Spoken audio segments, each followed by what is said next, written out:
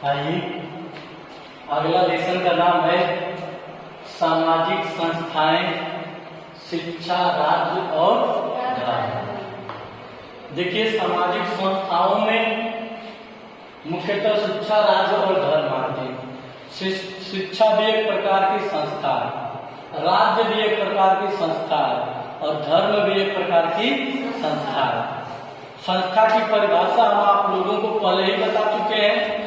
जहां मानवीय आवश्यकताओं की पूर्ति होती है, जहां मानवीय आवश्यकताओं की पूर्ति होती है उसे हम क्या कहते हैं? संस्था कहते हैं। जहां एक दूसरे की आवश्यकता की पूर्ति होती है उसे हम क्या कहते हैं? संस्था कहते हैं। उसी कड़ी में यह लेसन क्या है? सामाजिक संस्थाएं, जिसमें राज्य, शिक्षा और क्या है? धर्म है। आज हम लोग पढ़ेंगे राज्य के बारे में। किसके बारे में पढ़ेंगे? राज्य के बारे में। राज्य क्या है? राज्य क्या है, हम इसको जानेंगे। हम कह सकते हैं या यह कहा गया है कि राज्य एक संगठन है। राज्य क्या है? एक प्रकार का संगठन है। राज्य के अंतर्गत राज्य को चलाने वाले, इसमें शक्तियां निहित होती है, आंतरिक और बाह्य क्षेत्र निहित होते हैं। राज्य को चलाने वाले, राज्य में जो शक्तियां निहित होती है उसमें बाहरी किसी का इंटरफेयर नहीं होता है। इस राज्य को चलाने वाला जो सरकार होती है, चलाने वाली जो सरकार होती है उसको शक्ति दी गई होती है, आंतरिक शक्ति, बाह्य शक्ति, ये शक्तियां उनको दी रहती है कि राज्य के अंतर्गत जो भी व्यवस्थाएं हैं उसको किस तरह से क्या किया जाए? नियंत्रण में लिया जाए। वह किसकी जिम्मेदारी होती है? सरकार की। राज्य को सकुशल रखा जाए। हम कह सकते हैं कि राज्य एक प्रकार की क्या है? संस्था है। राज्य का भौगोलिक स्थिति भी क्या है? सीमित है। राज्य एक प्रकार की समिति है। राज्य एक प्रकार की क्या है? समिति है। इस समिति को चलाने के लिए एक सरकार की जरूरत होती है। तो जो सरकार चलाती है उसको आंतरिक, बाह्य तमाम प्रकार की शक्तियां उसको उनको दे दी जाती है ताकि वह अपने राज्य में, चाहे भू क्षेत्र हो, चाहे जनसंख्या हो, चाहे इस क्षेत्र में जो कुछ रह रहे हैं उनकी सुरक्षा उनकी सरकार करती है। ठीक है? तो कोई भी पूछेगा तो बता देंगे ना कि राज्य क्या है, तुरंत बताइएगा। राज्य एक प्रकार का क्या है? संगठन है। राज्य एक प्रकार का क्या है? संगठन है। संगठन, संस्था की परिभाषा क्या है? जहां मानवीय आवश्यकताओं की पूर्ति होती है उसे संस्था या संगठन कहते हैं। संगठन क्या है? एक प्रकार की समिति होती है जिसमें कुछ लोगों का चयन होता है। उन लोगों के चयन से उस संगठन को क्या किया जाता है? चलाया जाता है। ठीक है? अब देखिए, अब उस राज्य को चलाने के लिए कुछ मौलिक तत्व, कुछ गिने चुने कुछ चीजें होती है, कुछ बातें होती है, कुछ विषय होते हैं कि इससे यह राज्य संचालित किए जाएंगे। तो राज्य के कुछ मौलिक तत्व हैं। वो क्या मौलिक तत्व है? पहला है जनसंख्या। कोई भी राज्य अगर विभाजित होता है, विभाजन होता है तो जनसंख्या के आधार पर होता है। अगर वो उसमें जो भू क्षेत्र है उससे अधिक वहां संख्या अगर हो गई तो उस क्षेत्र का क्या होगा? फैलाव हो जाएगा। फिर निश्चित भूभाग, उस राज्य का निश्चित भूभाग होता है। और सरकार, उस राज्य में एक सरकार गठित होती है जनता के द्वारा। जनता प्रत्यक्ष रूप से वोट देती है सरकार को, ठीक ना? प्रत्यक्ष रूप से वोट देती है और चुने हुए सदस्यों के द्वारा एक सरकार का क्या होता है? गठन होता है। उस सरकार की जिम्मेदारी होती है कि राज्य को हम किस तरह से चलाएं। अगला है संप्रभुता। क्या है? संप्रभुता। राज्य में एक संप्रभुता स्थापित होती है। इसमें आंतरिक बाह्य शक्तियां होती हैं। उन शक्तियों पर किसी बाहरी का नियंत्रण नहीं होता है। किसका नियंत्रण होता है? उस सरकार का नियंत्रण होता है जो उस राज्य में क्या करती है? शासन करती है। समझ रहे हैं ना? अब चलेंगे आगे। देखिए, राज्य की कुछ विशेषताएं हैं। राज्य की विशेषताएं हम कह सकते हैं कि राज्य में, देखिए, राज्य में तमाम प्रकार के लोग रहते हैं। रहते कि नहीं रहते हैं? राज्य में तमाम प्रकार की भाषा भी कहीं कहीं अलग हो जाती है।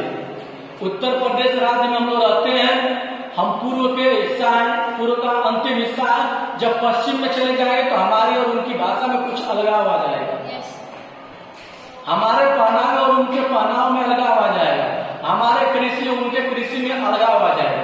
यानी कि हमारे प्रदेश में भी क्या है, विभिन्नता है। उसके साथ साथ हमारे प्रदेश में भी ऐसे तत्व हैं, सांप्रदायिक ऐसे तत्व हैं और सामाजिक ऐसे तत्व हैं, समझ रहे ना, जो हमारे शांति संभाव को क्या करते रहते हैं, समय समय पर बिगाड़ते रहते हैं।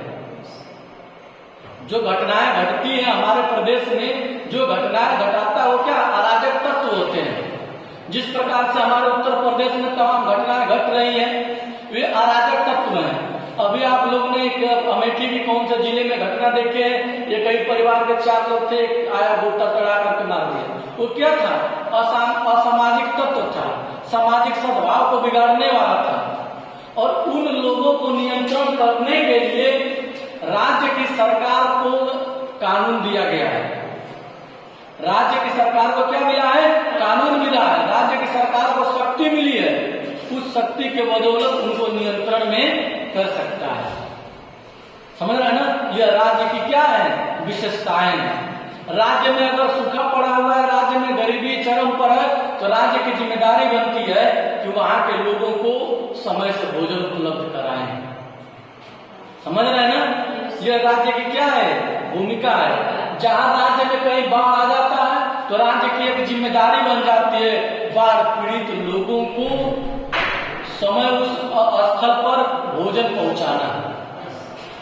किसकी जिम्मेदारी बनती है, राज्य की बनती है। यही राज्य की क्या है, मुख्य विशेषताएं। अगर कहीं राज्य में कहीं किसी प्रकार का आफत आ जाता है, आपातकालीन कोई घटनाएं घट जाती हैं, तो राज्य सरकार की दायित्व बनता है कि उस स्थान पर पहुंच करके वहां तत्कालीन क्या करे, मदद करे। यह राज्य की क्या है, विशेषता है।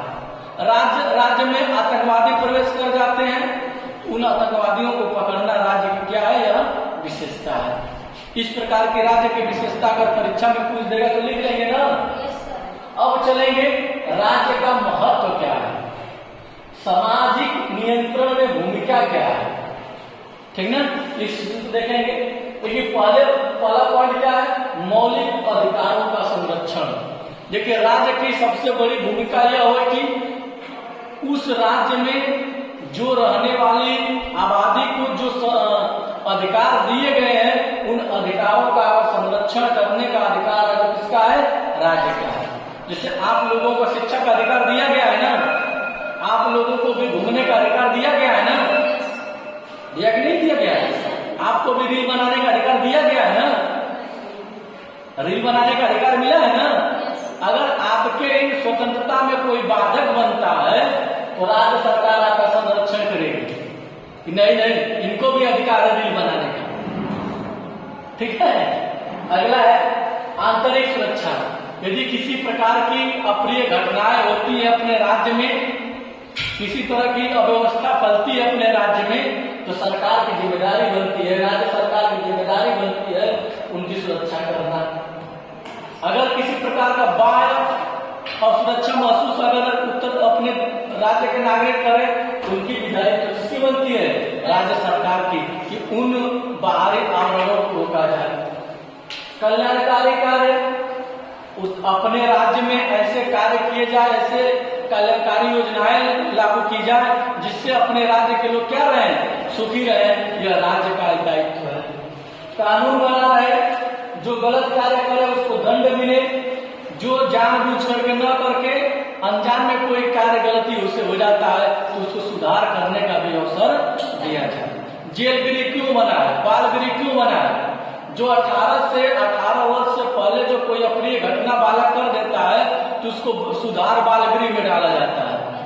क्यों ऐसा किया जाता है? क्योंकि वो लड़का है, क्योंकि वो बाल्यावस्था है, गलती कर दिया, हो गया, गलतियां हो गई होंगी, हो सकता है कि 10 साल 5 साल उसको सुधार गृह में डालने पर उसमें बदलाव आ जाएगा तो उसको बाहर छोड़ दिया जाएगा। इसलिए राज्य सरकार को क्या है, यह अधिकार है। शिक्षा है, राज्य सरकार के अंतर्गत यह अधिकार है कि सबको शिक्षा मिले, वह शिक्षा सबको समान मिले, वह शिक्षा सबको अधिकार है। समझ रहे हैं ना, यह किसका है, राज्य के अंतर्गत। इस तरह से सामाजिक नियंत्रण में राज्य की भूमिका होती है। हम समाज को कैसे नियंत्रित करेंगे? जब तक कोई लुभावना चीज समाज को नहीं देंगे, नियंत्रित नहीं हो सकता है। आज देखिए राज्य सरकारें हमको ग्रामीण लोगों को क्या देती है? देखिए जब बच्चा जन्म लेता है, जो जन्म लेकर के वृद्ध हो जाता है, तो राज्य सरकारें उनको क्या देती है? सुख सुविधाएं देती है। जब बच्चा घर में किसी के जन्म लेता है तो सरकार वहां पर पौष्टिक आहार का भिजवाने के लिए आंगनबाड़ी नियुक्त की है। जब बच्चा 3 वर्ष का हो जाता है तो उसको पढ़ने के लिए प्राथमिक विद्यालय बना दी, खाने के लिए उसको भोजन कर दी। जब बच्चा 6 से 8 में जाता है तो उसके लिए सरकारी स्कूल बना दी, ऊपर भी सरकारी स्कूल बना दी। संरक्षण है कि नहीं है? किसानों के लिए योजना बना दी। अगर ये योजनाएं न रहे तो लोग क्या आक्रोशित न हो जाएंगे। इसलिए एक किसी राज्य को नियंत्रित करने के लिए, राज्य में रह रहे लोगों को नियंत्रित करने के लिए उनको जन कल्याणकारी योजनाएं का लाभ देना पड़ता है। तब जाकर के एक राज्य सुव्यवस्थित, सुसंगठित, सुव्यवस्थित से क्या होता है? चलता है। जहां थोड़ी सी भी अव्यवस्था फैली तो संभालना क्या होता है? मुश्किल हो जाता है। जिस प्रकार से आप लोग देखिए तत्कालीन घटना श्रीलंका में एक बार घटी थी, वहां की व्यवस्था फैल गई थी, लोग संसद भवन में, राष्ट्रपति भवन में घुस गए थे। बांग्लादेश में भी यही घटना घटी, लोग सड़क पर आ गए, संसद भवन, राष्ट्रपति भवन में घुस गए। क्यों घुसे? क्योंकि वहां राज्य के लोग थे, उनको सही चीजें नहीं भी उपलब्ध हो पा रही थी। यहाँ भी अगर वैसी व्यवस्था होगी तो लोग सड़कों पर आ जाएंगे, रोज लोग संसद में विरोध करने लगेंगे, रोज लोग विधानसभा पर विरोध करने लगेंगे। यदि ऐसी अव्यवस्थाएं फैलती हैं तब, नहीं तो धीरे धीरे लोग क्या करते रहेंगे? चलते रहेंगे। ठीक है, धन्यवाद।